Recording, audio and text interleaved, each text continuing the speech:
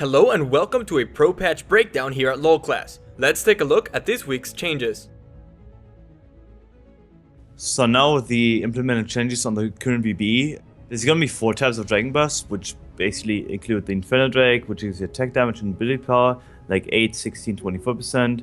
The Mountain Drake, that gives you damage to epic monsters and towers as true damage. The Cloud Drake, that gives you out of combat movement speed. And the Ocean Drake, that restores 10% of your missing health and mana every couple of seconds. Looking at these changes, it seems like a good idea in general to have comp specific things coming in. So each comp can kind of pick out what they need to contest and which Drake they do not need to contest in order to get the most out of their comp specific elements.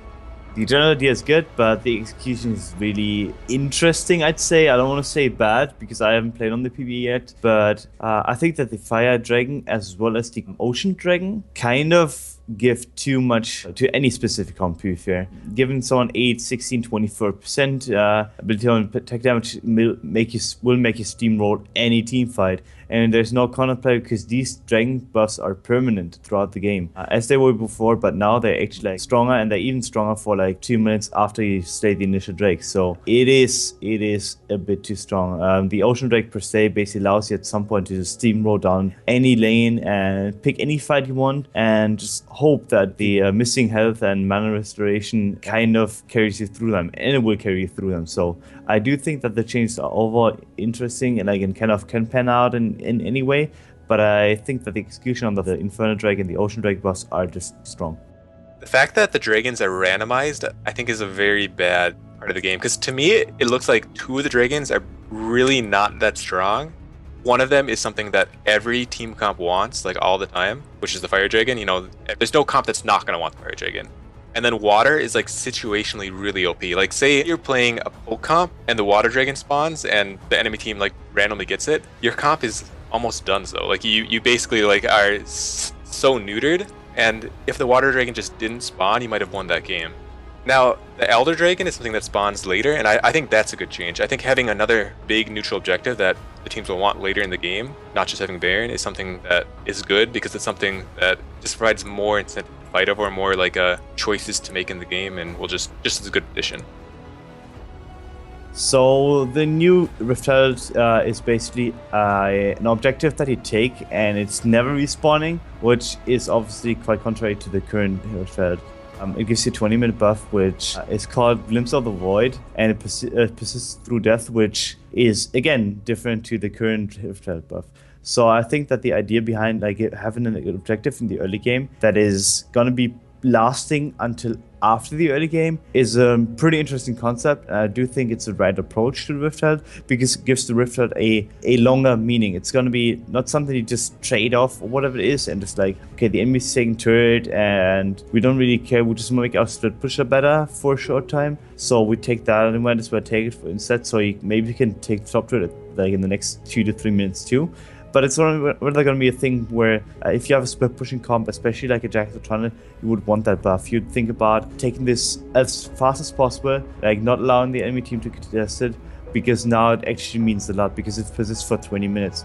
Since you cannot solo it and everything like that, and you couldn't really do it before, it's going to be an investment of a whole team, or maybe just have a lane swap coming in and then contest it. I think that if you have a split pusher like Jax or Trundle, especially with the corruption charges that are obviously not specified yet in terms of damage and everything like that, I do think it's going to be a situation where the enemy team runs against a clock technically, because you are unable to be pushed out of lane, and because of the damage reduction, and if the corruption stacks are really strong, you're unable to duel him. So that means if you have a Jax Trundle, or any kind of split pusher for that matter, if he has that buff, he's 100% going to get to the stage that he's going to dominate the game. So I think it's more or less a buff that sure has immediate power, but has a more long-lasting approach, because if you cannot push someone out of lane that is supposed to be punished early to mid-game, then this is becoming an issue later in the game.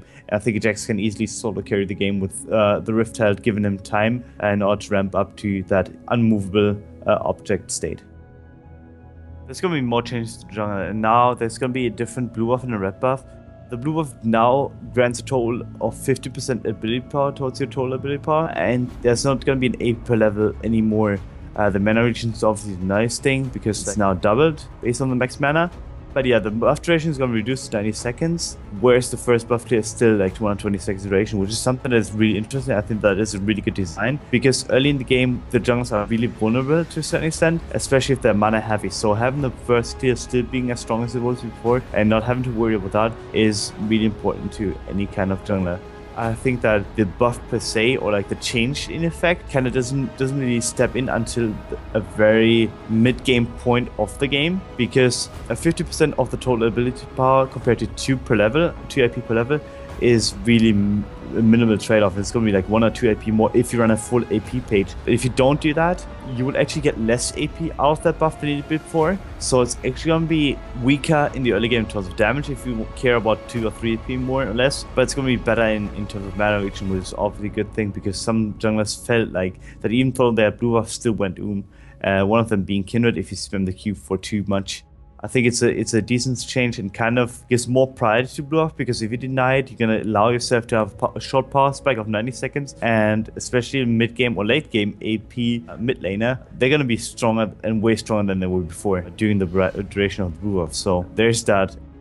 The red buff change is quite interesting in a way where it rewards attack speed stacking, because there's going to be a more immediate strength to the first stick, or the first hit technically, which is quite contrary to the change in Devour towards the Blood Razor now, which basically like seems like a way weaker item and doesn't seem like a really viable option, because it seems overpriced for the price that it has. 2.6k for 40% attack speed and 3% max health only makes sense on champions that have a double hit, but even in that case it's really questionable if there's any trade-off to that. So yeah, the red buff per se, it's a good thing that it has a more immediate tick, because then you kind of have like, obviously it's harder to just or easier to just see how much damage it does, so you don't always like die off the tick as I like to do. But it's just something where I don't think it's a big change. I think it's just there, but I don't see why you would do it if you decide to basically trash an item and devour and nerf it into Blood Razor technically.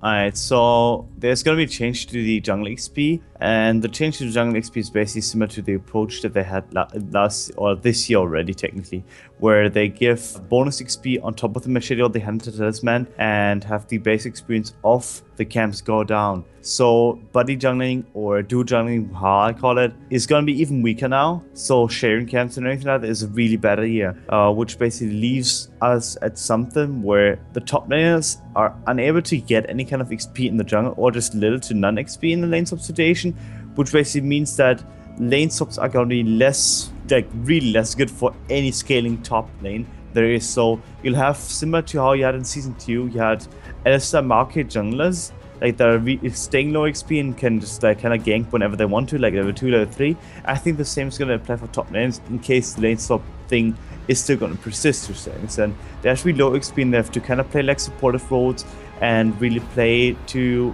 just like gank and impact mid lanes, and not really play to get XP or scale at all.